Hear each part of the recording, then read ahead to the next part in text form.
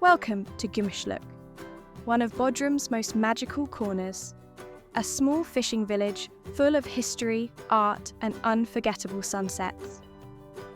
Gümüşlük stands on the ancient city of Myndos. When you walk along the beach, you're actually stepping on thousands of years of history. The famous Rabbit Island is just across the shallow waters. You can still walk there through the ancient stones. This is not just a summer spot. Fishermen still bring in fresh catch every morning. Local taverns serve meat and seafood right by the water. Life here flows slowly, like the rhythm of the waves. Gümüşlük is also an art hub. The Gümüşlük International Classical Music Festival attracts world-class musicians every year. Small galleries and workshops are hidden in narrow streets, waiting to be discovered.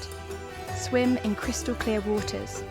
Watch the sun disappear into the Aegean, one of the best sunsets in Bodrum.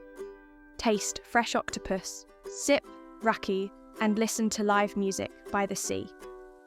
Gümüşlük is full of little surprises.